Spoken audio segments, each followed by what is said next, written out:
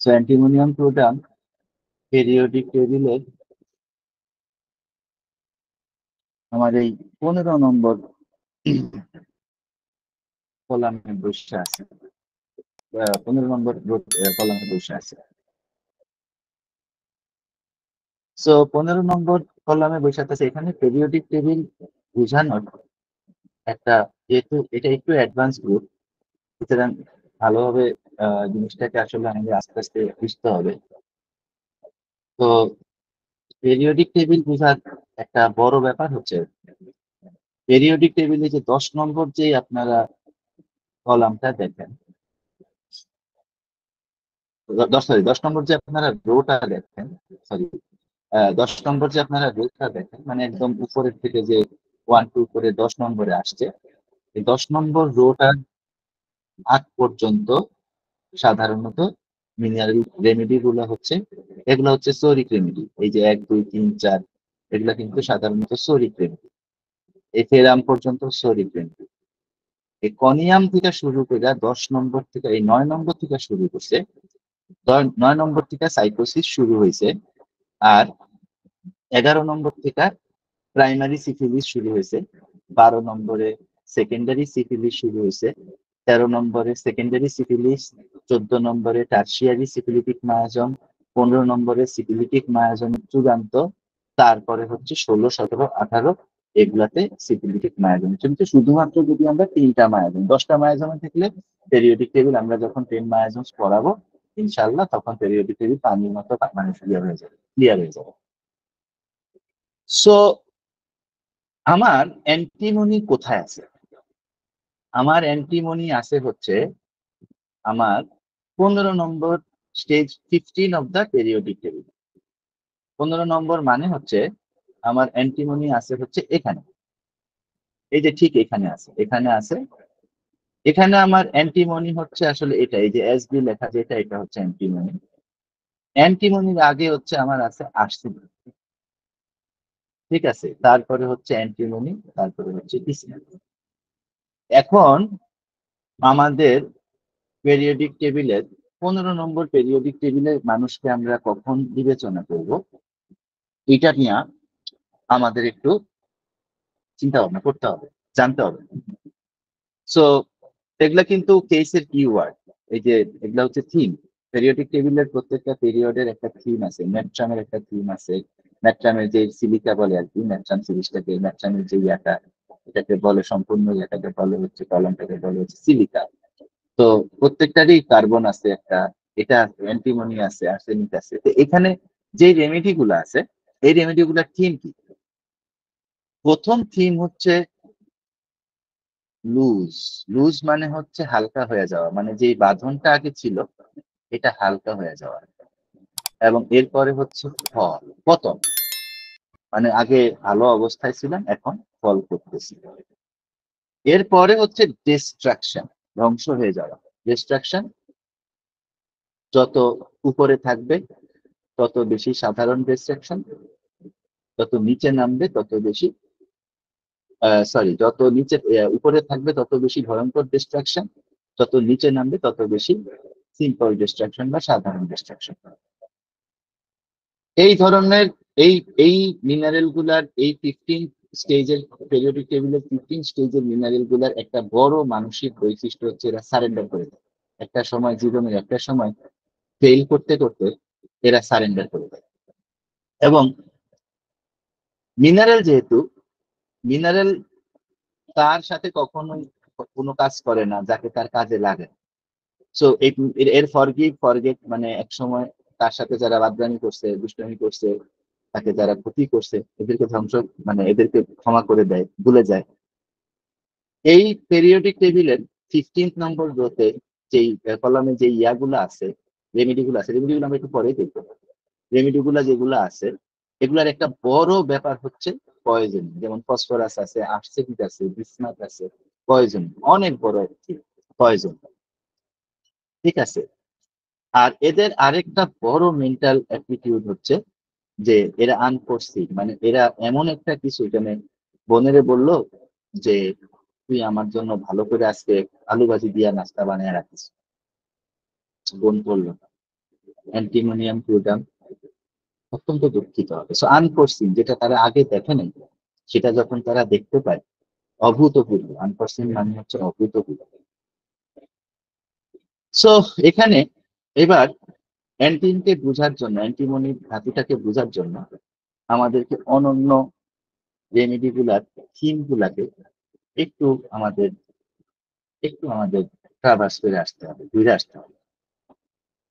প্রথম কথা হচ্ছে, এখানে পিরিয়ডিক টেবিলে সবচেয়ে উপরে আছে নাইট্রোজেন 15 স্টেজে। নাইট্রোজেনের মূল কথা হচ্ছে hypochondria. Argentum nitricum, nitric acid, আপনি দেখেন, খেয়াল করে দেখেন হাইপোকন্ড্রিয়া আমার কি হয়েছে, আমার কি হয়েছে। ঠিক আছে, এদের একটা মূল থিম হচ্ছে টেনশন।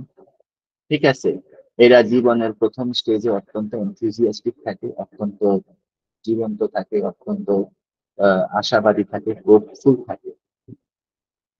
নাইট্রোজেনের নিচে যেই রেমেডিটা আমাদের এখানে আছে, এটা হচ্ছে ফসফরাস।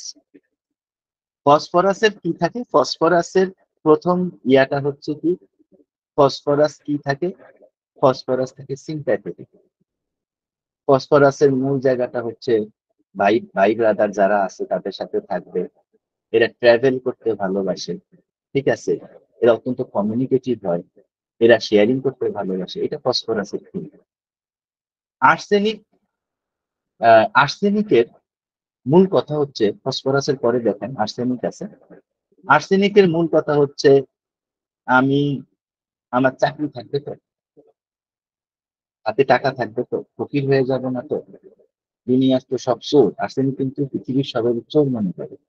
অশোক মহান্তি স্যারের আর্সেনিক নিয়ে একটা বাক্য আছে।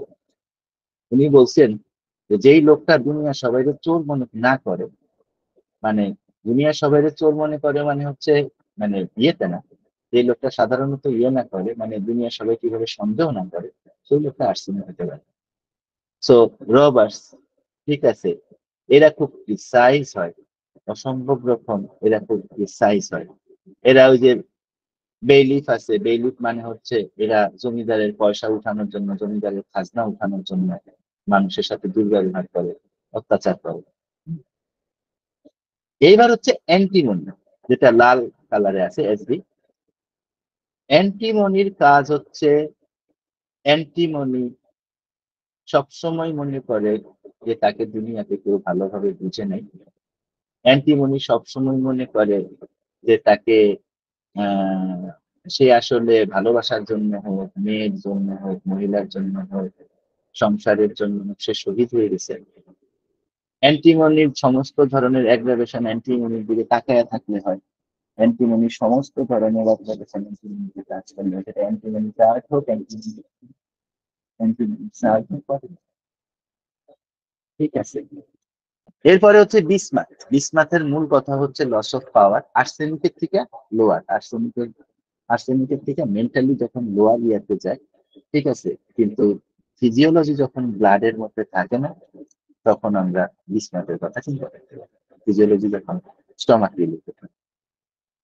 সো এটা হচ্ছে মূল যেই আমাদের 5-7টা রেমেডি আছে, এই রেমেডি গুলার আমাদের কি নোট।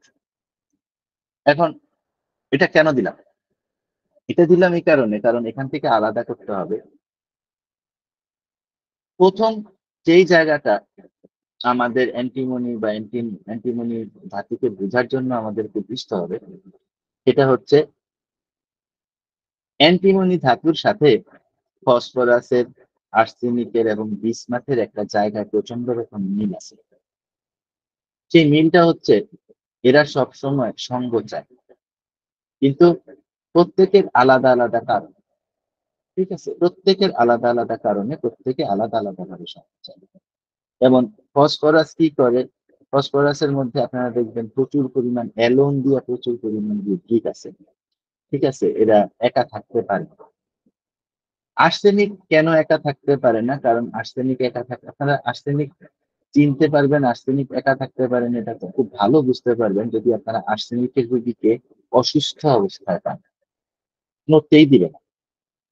তো আর্সেনিক কেন একা থাকতে পারে না? আর্সেনিক একা থাকতে পারে না কারণ হচ্ছে, সে প্রচন্ড রকম ইনসিকিউর ফিল করে।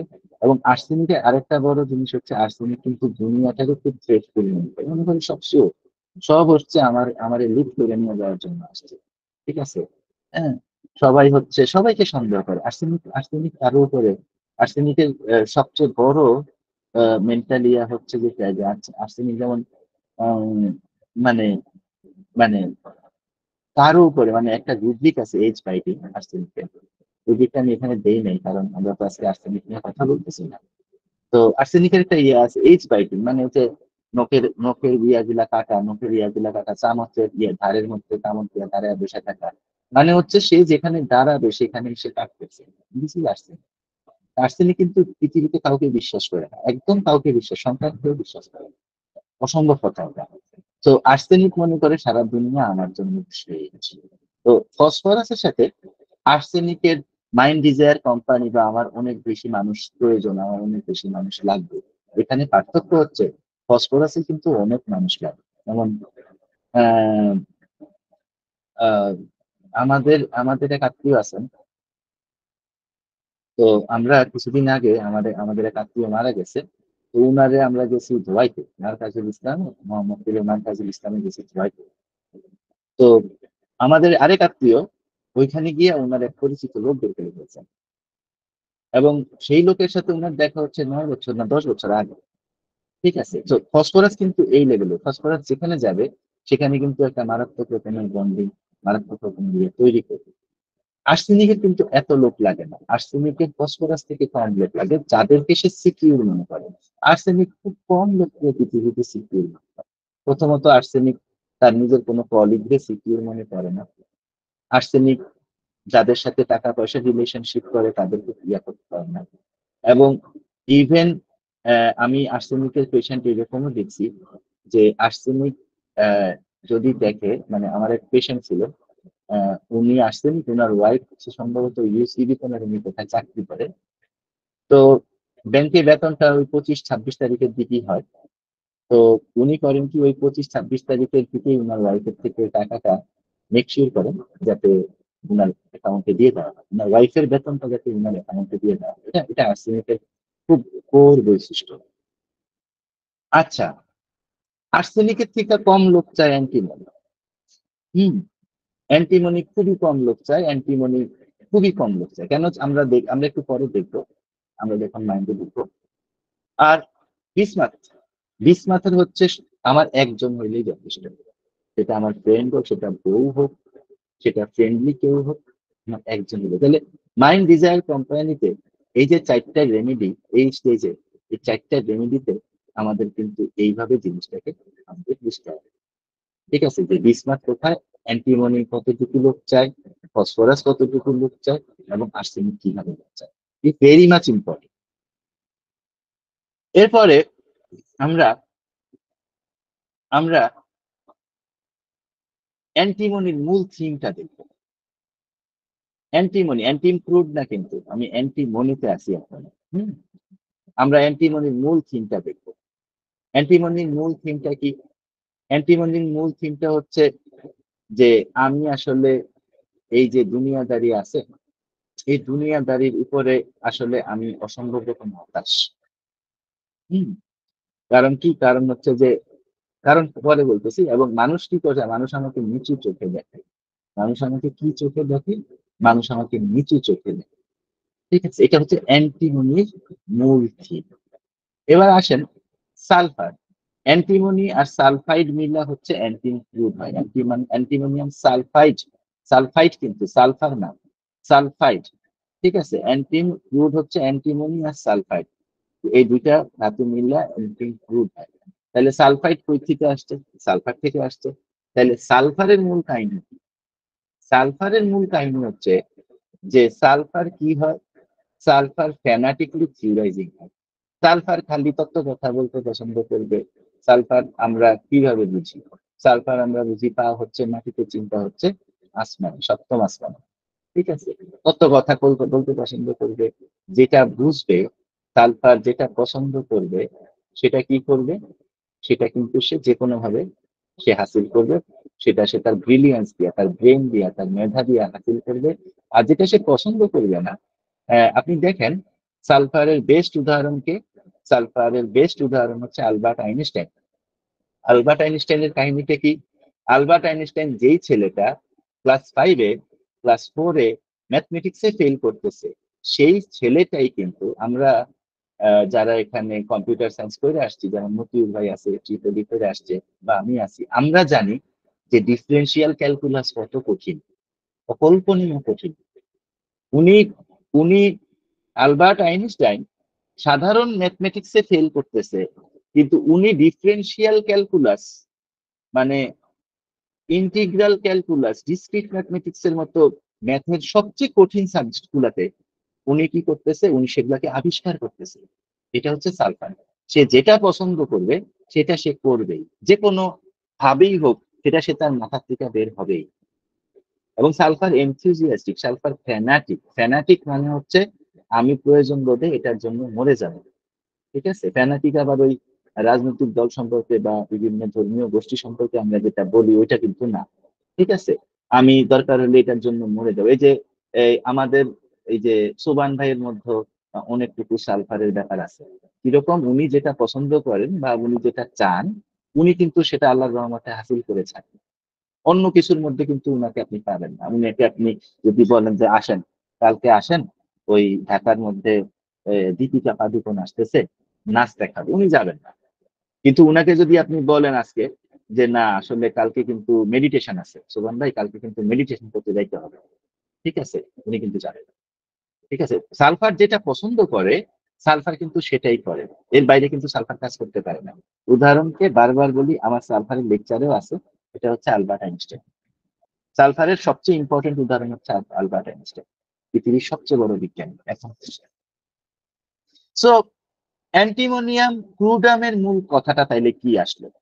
অ্যান্টিমোনিয়াম ক্রুডামের মূল কথাটা আসলো যে আমি আসলে ডিসঅ্যাপয়েন্টেড, আমি আসলে হতাশ। এবং আমি আমি হতাশ। সো আমি কি করছি, আমি সারা দুনিয়ার থেকে আমি সারা দুনিয়ার থেকে নিজেকে তুইলা নিয়ে আসছি। আমি সারা দুনিয়ার সাথে আমার কি করছি, আমার যোগাযোগটা আমি বন্ধ করে দিচ্ছি। বন্ধ করে দিয়ে আমি করছি কি, আমি একটা নিজের দুনিয়া তৈরি করছি। ঠিক আছে, হ্যাঁ, আমি একটা নিজের দুনিয়া তৈরি করছি। হ্যাঁ, এবং এই যে নিজের দুনিয়া তৈরি করা, এটা হচ্ছে সালফার কম্পোনেন্ট। ঠিক আছে, নিজের দুনিয়া তৈরি করা, এটা হচ্ছে সালফার কম্পোনেন্ট। হুম, এবং সেই দুনিয়াতে কি হইতেছে, সেই দুনিয়াতে আমি থাকতেছি। This is the core and the most important point for antimonium theory. এখন আমরা শুধুমাত্র আজকের বাকি যতটুকু সময় আছে, 1 ঘন্টা বা 1.5 ঘন্টা, আমরা শুধুমাত্র যেটা করব, আমরা এই থিমটাকেই আমরা বিভিন্ন ভাবে, শিশু থেকে শুরু করে বুড়া পর্যন্ত, বৃদ্ধ পর্যন্ত আমরা বুঝতে চেষ্টা করব। আমরা শুধুমাত্র এই থিমটাকেই আমরা বুঝতে চেষ্টা করব। এই থিমটা বুঝতে হইলে আমাদেরকে একটা জিনিস বুঝতে হবে। Just a minute, আমাকে পানি খেতে হবে। এই থিমটাকে বুঝতে হইলে আমাদেরকে একটা জিনিস খুব ভালোভাবে বুঝতে হবে, এটা হচ্ছে ডিসঅ্যাপয়েন্টমেন্ট। এখন ডিসঅ্যাপয়েন্টমেন্ট কি, আমি আমার কাছে যারা স্টুডেন্ট আছেন তাদেরকে দিয়ে আমি একটু ডিসক্রাইব করি। সেই ডিসঅ্যাপয়েন্টমেন্ট হচ্ছে, আমি সৌরাপারে বললাম যে সৌরাপা, আমাকে না এই কাজটা একটু কাইন্ডলি করে দিতে হবে, কিন্তু সৌরাপা আমার এই কাজটা করে দিলেন না। এটা এক ধরনের ডিসঅ্যাপয়েন্টমেন্ট।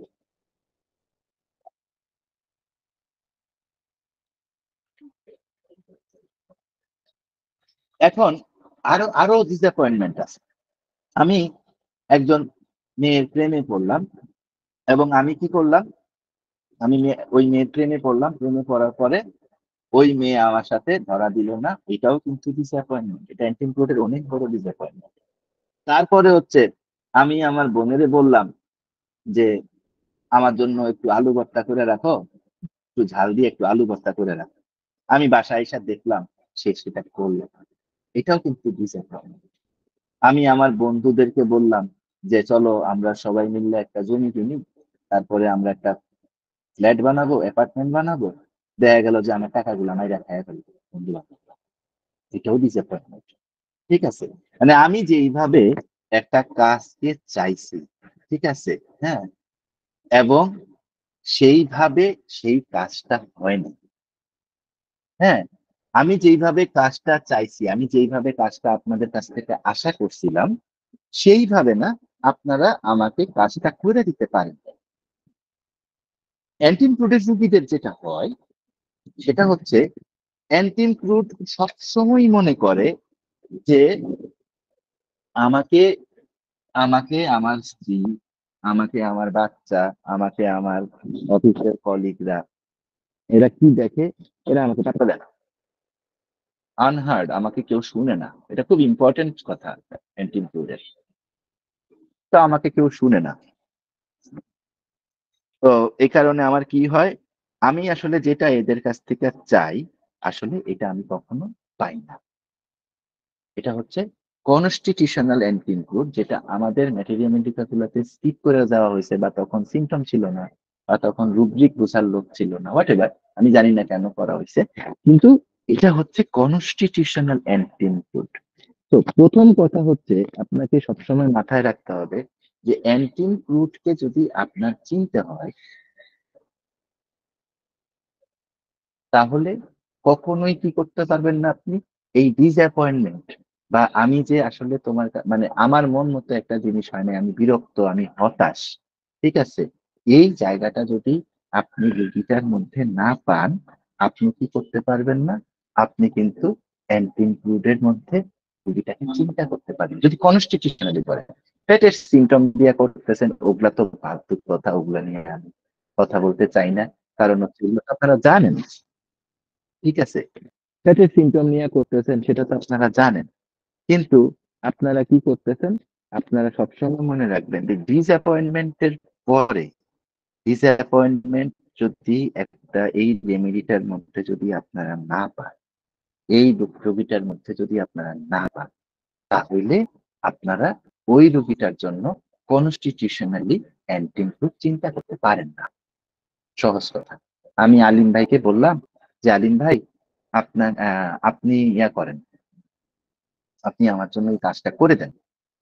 আলিম ভাই আমাকে বললো আচ্ছা স্যার করে দিতেছি, 15 দিন গেল, 20 দিন গেল, আরে আলিম ভাই তো কোনো খবরই নেই। আমি আলিম ভাইয়ের বললাম বিরক্ত, না আলিম ভাই তো আমার কাজটা করে দিল না। এইটাই কিন্তু প্রধান ফিলিং, এটাই কিন্তু প্রধান ফিলিং, ঠিক আছে, যে যে অ্যান্টি ইনক্লুডের এই ডিসঅ্যাপয়েন্টমেন্ট যদি না থাকে, তাহলে কিন্তু আপনি অ্যান্টি ইনক্লুডকে একটা পেশেন্টের জন্য পলিক টেস্ট বা মানে মেইন রেমেডি হিসাবে, সিমটোমেটিক হলে অন্য কথা, মেইন রেমেডি হিসাবে আপনি কিন্তু তার জন্য এটা ভাবতে পারেন। তার মানে হচ্ছে এই সিমটমটার অভাবে আপনি কোন রোগীকে অ্যান্টিনক্লুড আসলে হার্টি পোটেনসিয়ালিতে দিতেই পারবেন না। ঠিক আছে, দিলে আসলে ওইটা 30 রুপে কাজই করবে না, ঠিক আছে। এরপরে সেকেন্ড ফেজটা হচ্ছে যে ডিসঅ্যাপয়েন্টমেন্টটা কি হয়, নস্টালজিক হয়, এবং সেটা ফাস্ট লঞ্জিং হয়। দেখেন, একটা জিনিস মাথায় রাখবেন, এটা হচ্ছে যে ডিসঅ্যাপয়েন্টমেন্ট নষ্ট, মানে একটা জিনিস কিন্তু সবসময় মাথায় রাখবেন। আমি আপনাদেরকে এই কারণে পেরিওডিক টেবিলটা দেখাইছি, আপনারা আবার দেখে নেন যখন পিডিএফটা পাবেন।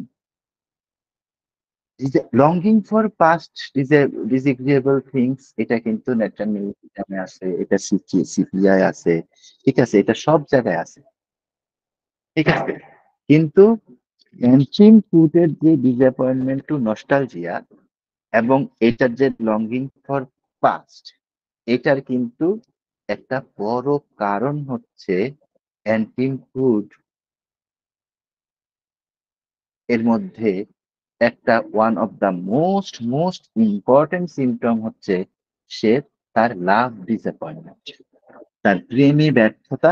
সে যেই মহিলাকে চায় সেই মহিলার সাথে সে সংসার করতে পারে নাই, এই ব্যর্থতা হচ্ছে, ঠিক আছে, কারিয়া। এই ব্যাপারে আমরা একটু পরে আবার ব্যাপকভাবে আসবো।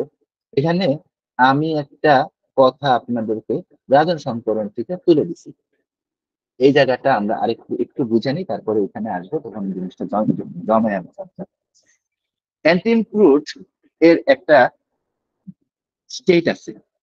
এখন সে কিন্তু সিপিলিটিক রেমেডি, সে টিউবারকুলার রেমেডি, কেমন? অ্যান্টিক্রুড মূলত টিউবারকুলার রেমেডি।